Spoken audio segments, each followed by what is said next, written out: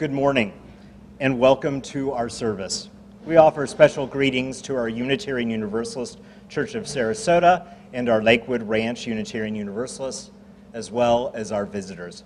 I'm the Reverend Doug Wadkins. I'm the interim senior minister, and I'm joined this morning by Beth Miller, one of our associate ministers, and with music, Robert Laschetti, Don Brin, and Paul Lewis. We will now have our prelude and some announcements, and we look forward to joining you back here in a moment.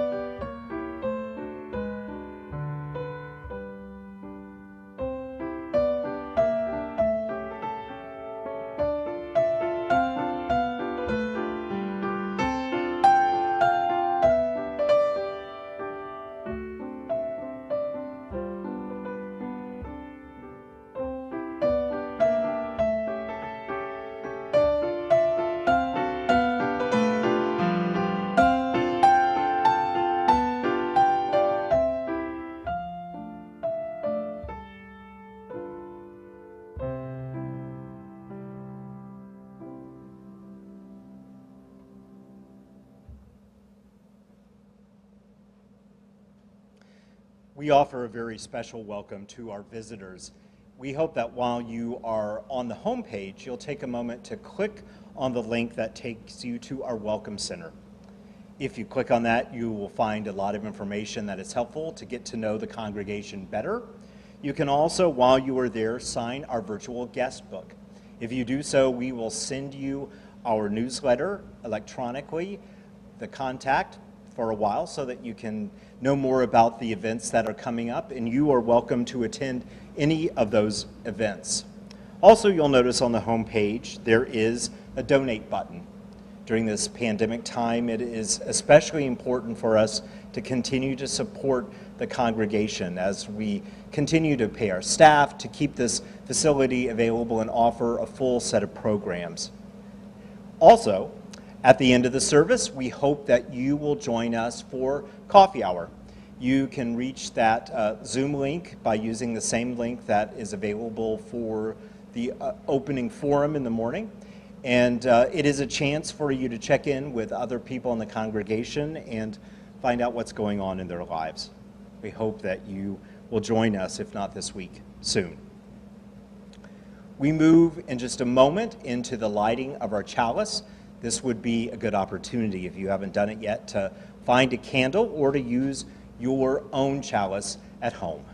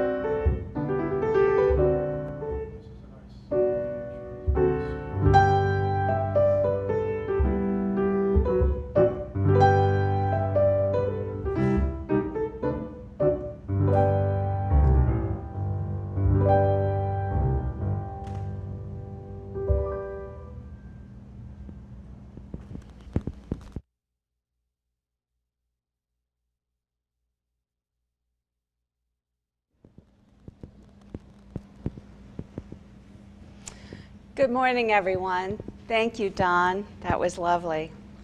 Our words for chalice lighting this morning are called A New Story by the Reverend Dr. David Breeden.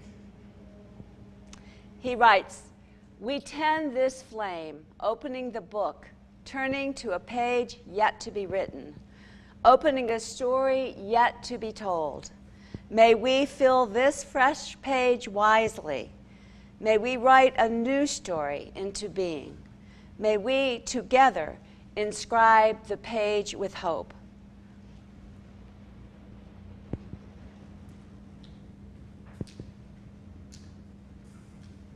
We light this chalice this morning in a recognition of our fourth principle, the free and responsible search for truth and meaning. And now please join us in the hymn.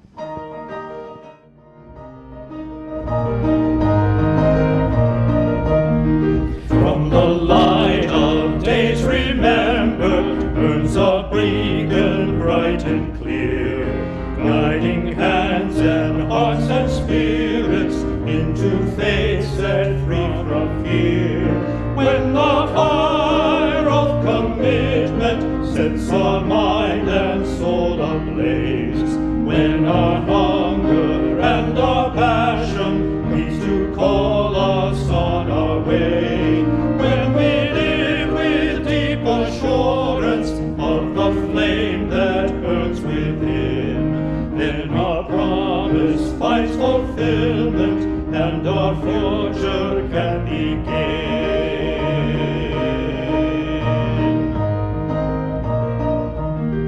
From the dreams of youthful vision comes a new prophetic voice, which demands a deeper justice built by our courageous choice.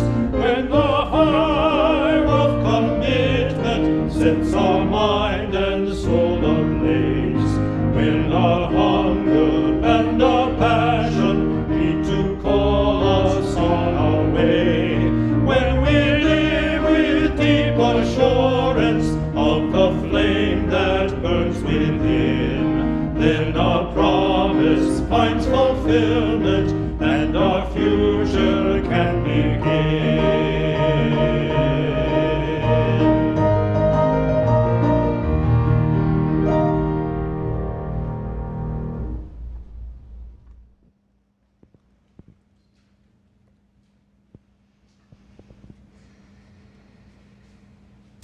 And now is the time in our service for our centering time. First, we will have some centering words, spoken words, followed by a time of silence, and then singing together, Spirit of Life.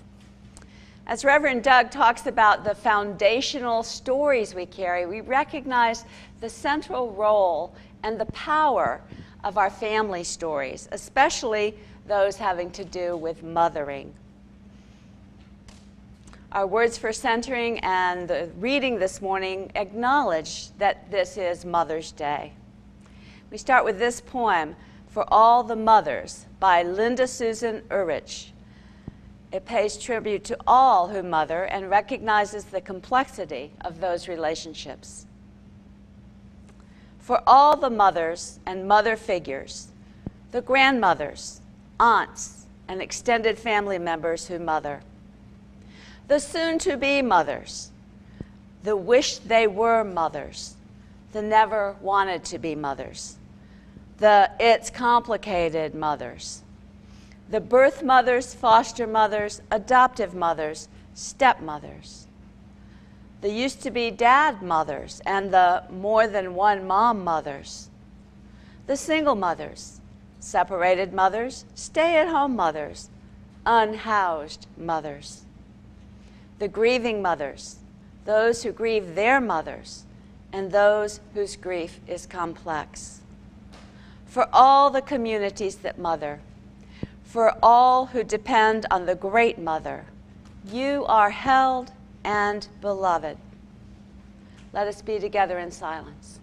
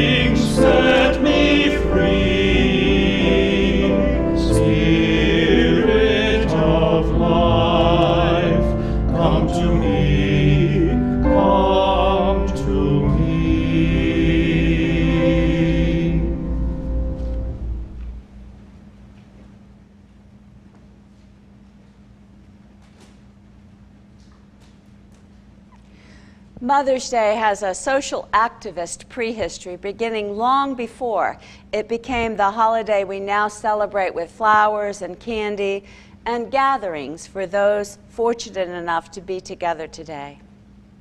In 1858, Anne Reeves Jarvis organized Mother's Day work clubs to improve sanitary conditions and stem her community's appalling infant mortality rate. In 1870, Julia Ward Howe's Mother's Day Proclamation was published as a protest to the carnage of the Civil War and a tribute to the women who had lost their sons in battle. Howe lived from May 1819 to October 17, 1910. She is perhaps best known as the author of The Battle Hymn of the Republic. Howe was famous in her lifetime, though, as a poet, essayist, lecturer, reformer, and biographer. She worked and campaigned for the abolition of slavery and helped to initiate the women's suffrage movement in many states and to organize for international peace. As a young woman, she rejected the Calvinistic faith of her upbringing and became a Unitarian. Howe's Mother's Day Proclamation urged women across the world to join the cause of peace building. Hear now this excerpt from her radical call to create peace, words that still resonate today. Our sons shall not be taken from us to unlearn all that we have been able to teach them of charity, mercy, and patience. We, the women of one country, will be too tender of those of another country to allow our sons to be trained to injure theirs. From the bosom of the devastated earth, a voice goes up with our own. It says, disarm, disarm. And now our musical interlude is number 107, Now Sing We of the Brave of Old.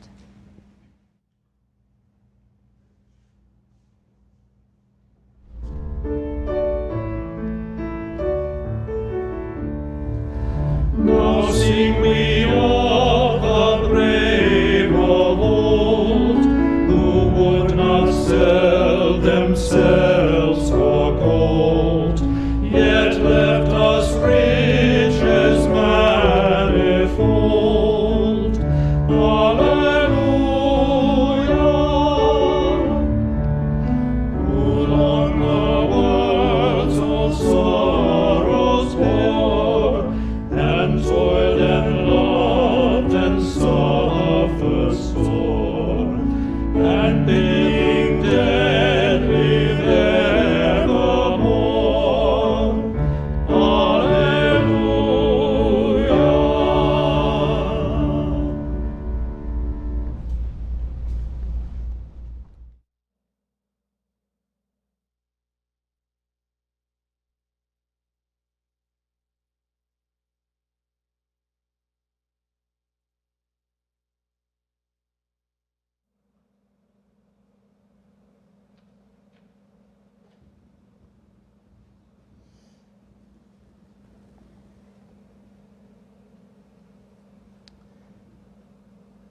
In my mother's final years, she continued to be a faithful storyteller.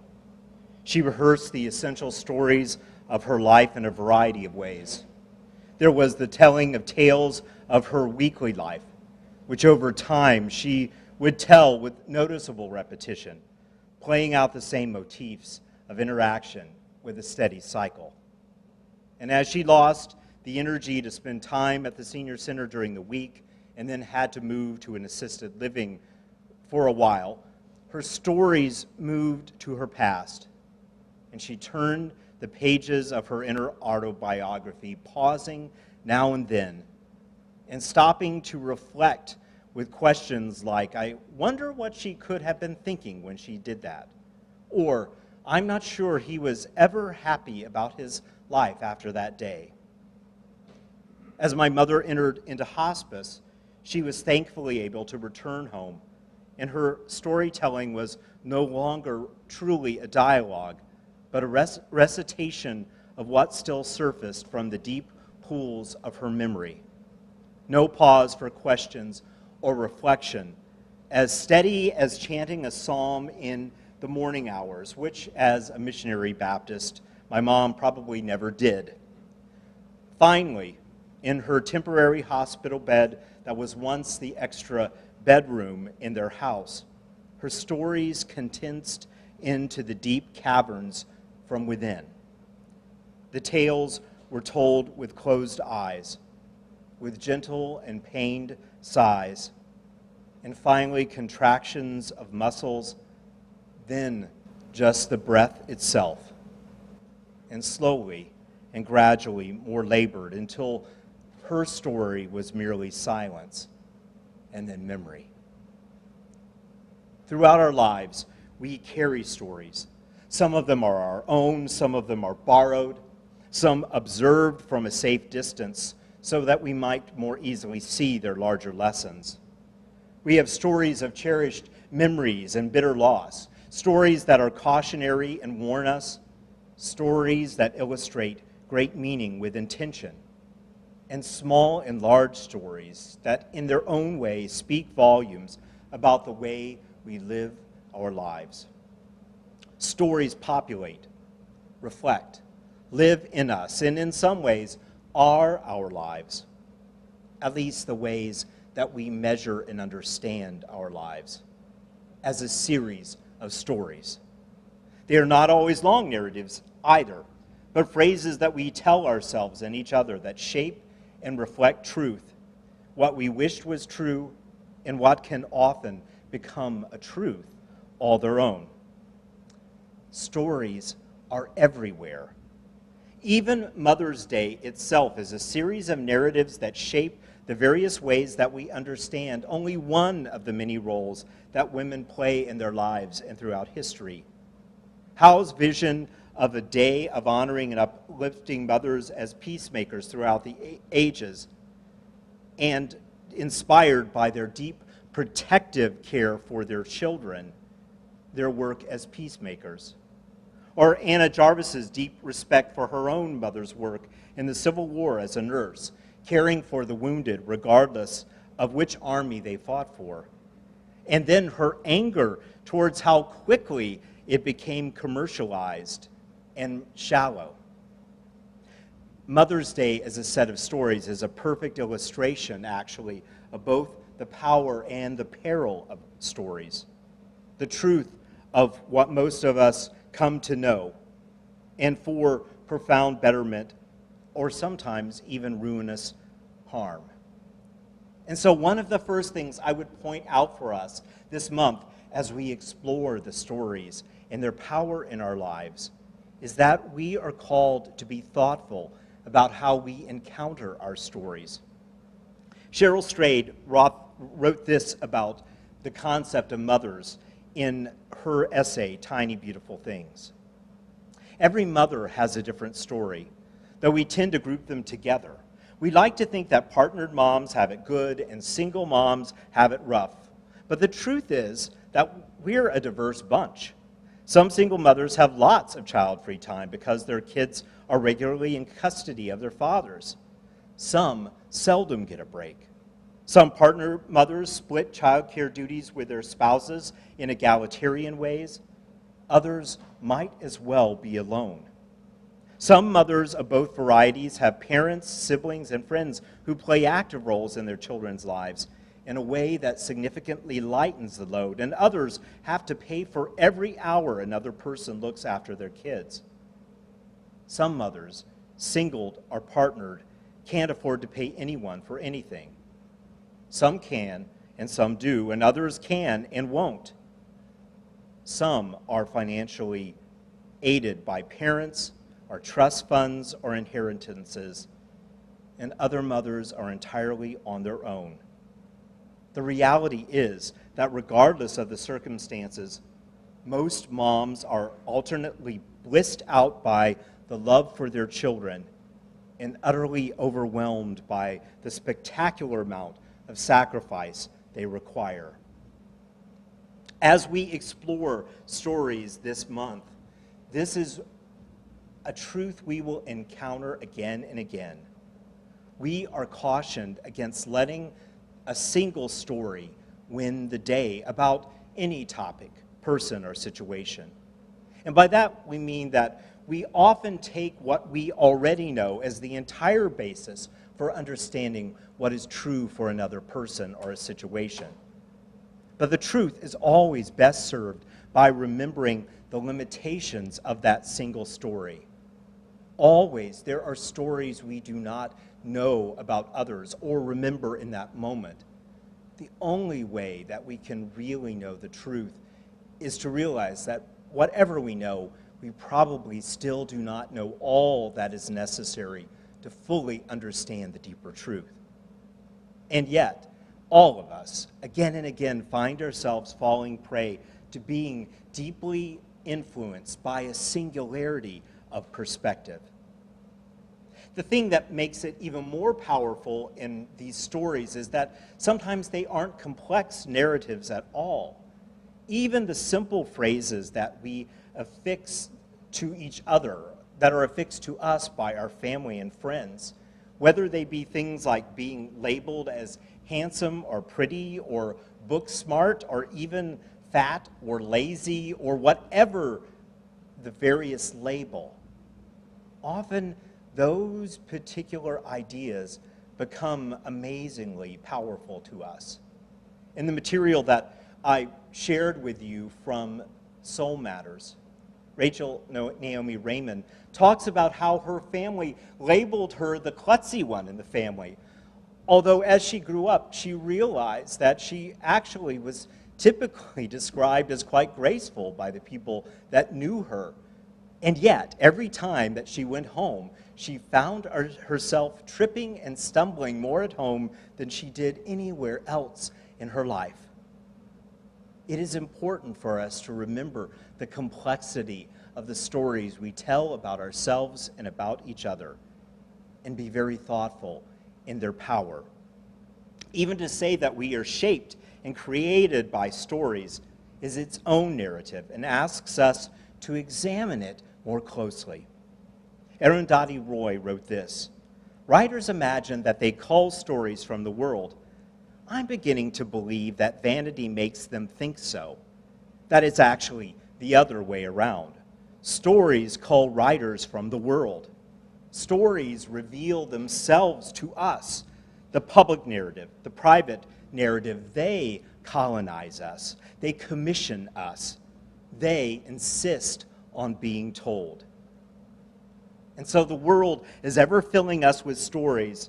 And so perhaps one of the pathways to spiritual deepening is to increase the discipline in which we notice what stories influence us most, and then discern if their message is one that we wish to continue to carry as an inner narrative, and what stories are better suited to the world, are better suited to both the world and ourselves to be let go, and especially what stories might help us live our best lives.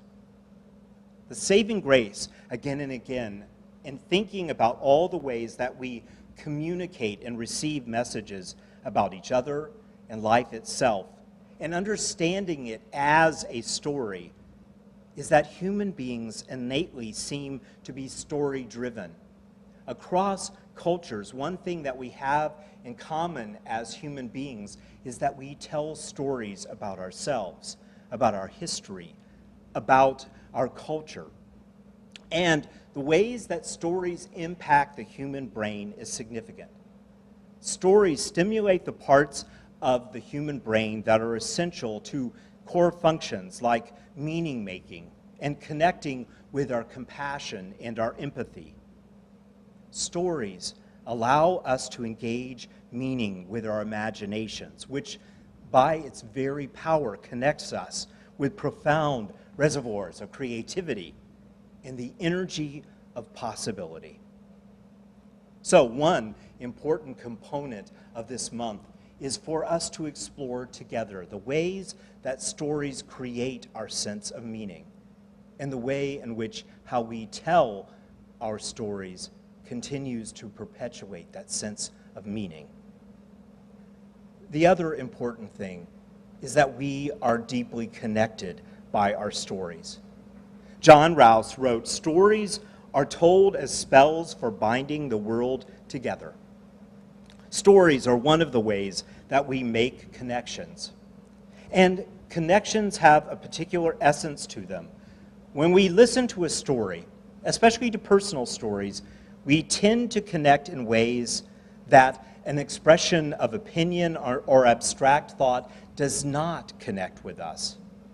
And we have learned this in a variety of ways, but definitely from the ongoing process of in places where people are torn from each other by difference of opinion, by war, by racial division, one of the most powerful ways that there can be stronger relationships is by gathering people to share stories about their own lives, about events that shaped their deeper opinions.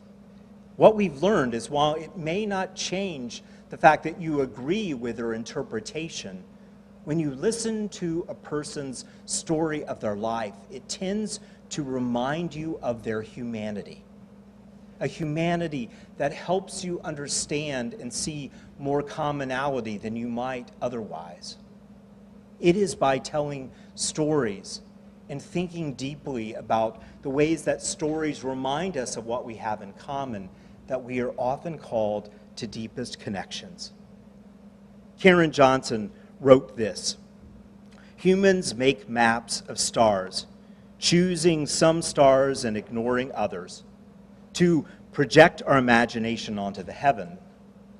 These maps shift over time across cultures, and names change for the same assemblage of these bright points: the drinking cord, the Big Dipper, the plow.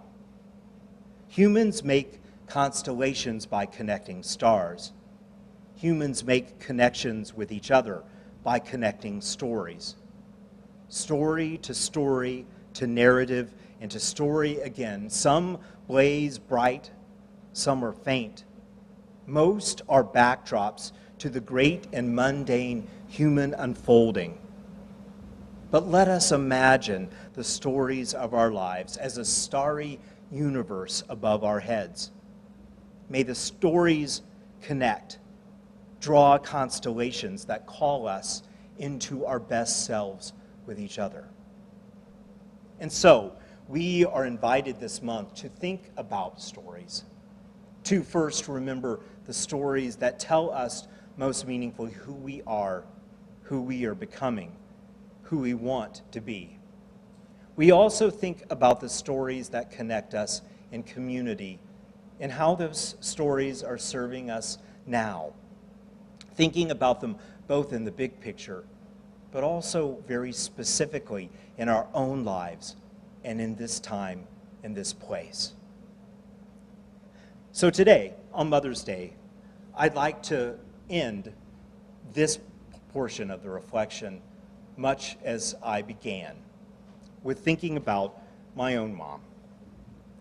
The week between grad school and the beginning of my internship at the First Unitarian Church of Portland, Oregon, I went home to see my parents. That week flew by, but it was very good to see them in that time of transition, in my big adventure for the first time setting foot that far north and west, much less living there for many years to come. My parents themselves seemed especially reflective and connected that week, and as I said, before I knew it, the week had flown by and they were dropping me off at the airport. And I guess moving so far away for the first time really was a big deal to us all. I flew all those miles, at that point the longest plane flight I'd ever taken, landed in the airport in Portland, Oregon, and made my way to my new home. I opened up my suitcase and I began to unpack the few things that I brought with me. And as I got to the middle of the suitcase, I was amazed to find something that I did not expect in the suitcase at all. I found these two objects, 2 cast iron skillets. So the next day, I called my mom on the phone and I said, "Mom, the funniest thing was in my suitcase, and I'm sure I didn't pack it. How did those cast iron skillets get into my suitcase?" And she said, after a moment's pause, "Douglas, I wanted to give you something to remember me by." Now, at the time, I found it amusing that she, thought that I would forget her as I moved across country, and that out of all the things she might share, that these skillets were something that especially were important. But what was interesting is that over the years, that story, every time I revisit it, tells me something new about those words. Even moments after I had that initial thought, I remembered how throughout the week she kept asking me about if I knew how to make meals for myself and if I would be able to feed myself, as if I hadn't been doing that for years. And so I realized that in some way there was some deeper sense that was being articulated in her gift. But more than that, I remembered how we grew up understanding that there had to be a specific skillet for cornbread, because if you used it for anything else, your cornbread would never turn out right, and then a skillet you used for everything else. And both of them needed to be cleaned very differently. And how in some way, the way that she had passed on that loving craft still lived in me. And to this day, I have those pieces of cookware and I treat them in the way that she carefully taught. And now, on this first Mother's Day, after my mom's death just a few months ago, I think about that story in yet a different way. How that by even telling the story, it is indeed something to remember her by. To remember the way that she still lives in me, that she still gives me some sense of who I am in those memories and those stories, that she still helps me know what it is I am to do day by day. I wonder what memories you have of your mothers or those who have been mother figures are for you. What stories come to you this day as important? That's part of what it means to live as people of the story as well, to let the stories teach us anew each and every day. David Loy wrote this: "We do not experience a world and afterward make up stories to understand it. Stories teach us what is real, what is true, what is possible. They are not abstractions from life, though they can be that too. They are necessary for our engagement with life. As Scottish philosopher Alistair MacIntyre puts it, I can only answer the question, what am I to do, if I can answer the question, of what story or stories do I find myself a part?"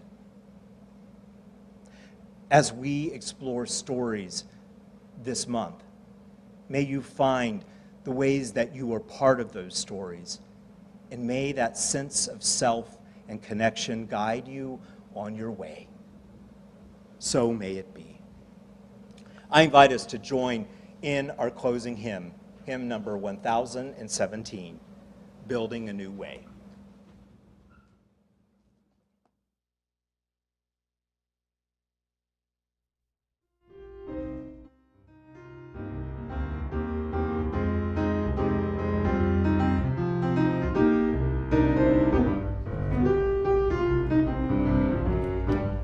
We are building a new way. We are building a new way. We are building a new way, feeling stronger every day. We are building a new way. Peace and freedom is our cry.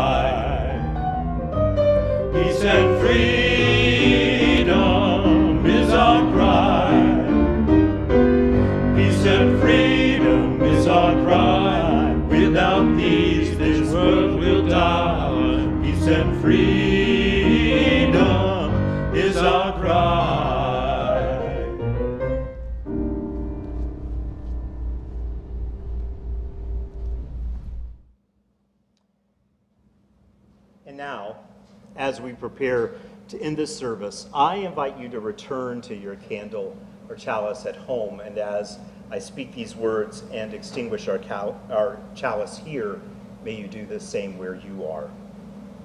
Ian Huntington Bear wrote, "You are in the story of the world.